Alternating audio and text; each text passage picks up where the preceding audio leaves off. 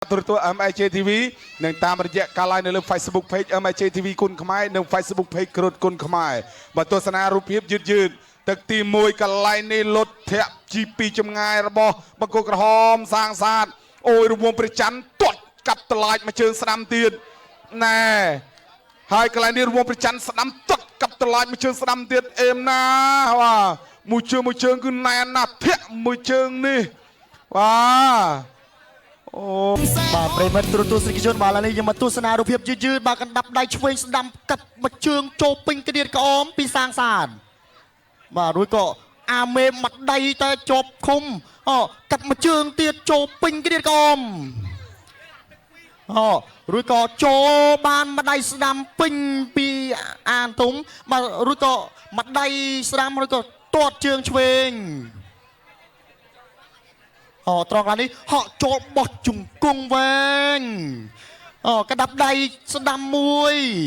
មកជើងទៀតពីអានទុំរួចក៏ជង្គង់អូយណែនណាស់មកអូយអត់ដែរ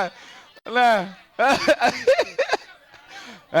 នៅសល់ទឹកទៀតអត់ទាន់ទៅណាអត់ទាន់ចោះចាញ់ទេបាទដែលទស្សនារូបភាពយឺត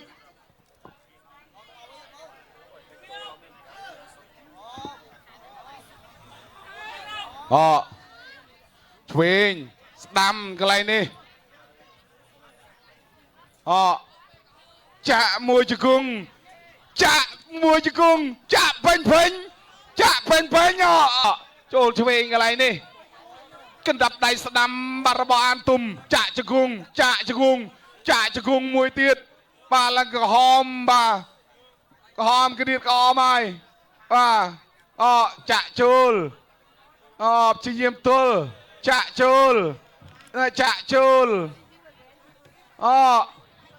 អញ្ញាកណ្ដាលលោកវងគង់រាជក៏សម្រេចប្រើឆន្ទានុសិទ្ធិរបស់ខ្លួន